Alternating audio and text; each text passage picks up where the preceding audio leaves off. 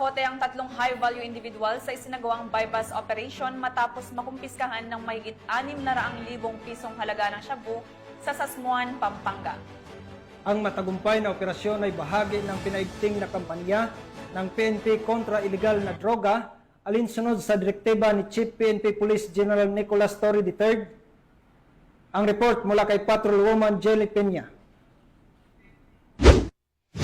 Isang matagumpay na anti-illegal drug operation ang sinagawa ng mga operatiba ng Police Regional Office 3 na nagresulta sa pagkakaaresto ng 3 high-value individuals na sangkot sa pagbebenta at pag-iingat ng pinagbabawal na gamot na nagkakahalaga ng mahigit 600,000 pesos sa kahabaan ng Jupiter Street, Barangay San Nicolas II, Sasmuan, Pampanga, bandang 1:00 ng madaling araw nito lamang ika-11 ng Hulyo taong kasalukuyan. Ang operasyon ay pinangunahan ng Regional Police Drug Enforcement Unit 3 sa pangunguna ni Police Major Arvin E. Hosmilio, hepe ng naturang unit. Katuwang ang Regional Special Operations Group, Provincial Intelligence Unit ng Pampanga at Sasmuan Municipal Police Station. Kinilala ang mga naarestong suspect na sina alias Ed, 43 anyos, construction worker at kanyang live-in partner na si alias Roma, 30 anyos, walang trabaho, at alias Aaron, 34 anyos, isang seaman, kapwa mga residente ng nasabing lugar. Ang operasyon ay resulta ng matyagang intelligence build-up laban sa mga high-value individuals na sangkot sa illegal drug trafficking sa rehiyon.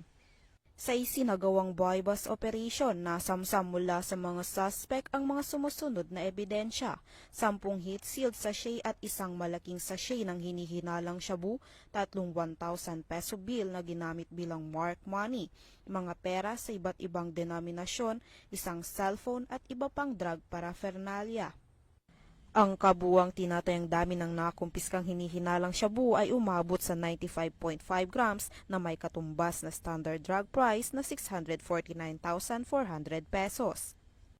Ang inventaryo at pagmamarka ng mga nakumpiskang ebidensya ay sinagawa sa lugar ng insidente sa presensya ng mga naarestong suspect at mga saksi. Ipinaalam sa mga suspect ang kanilang karapatan alinsunod sa Miranda Doctrine at agad na dinala sa tanggapan ng RPDEU para sa kaukulang dokumentasyon at disposisyon.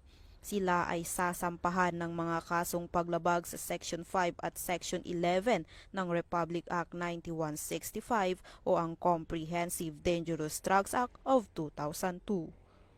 Ang matagumpay na operasyon na ito ay patunay ng mas pinaigting na kampanya laban sa ilegal na droga ng mga kapulisan ng Police Regional Office 3 sa ilalim ng pamumuno ni Police Brigadier General Ponce Rogelio I. Peñones Jr., Regional Director, alinsunod sa direktiba ng pamunuan ng PNP na supilin ang paglaganap ng ilegal na droga sa mga komunidad. Mula dito sa Police Regional Office 3, ako ang inyong PNN Correspondent, Patrolwoman Jilly Advincula Peña, alagad ng batas, tagataguyod ng Balitang Pulis.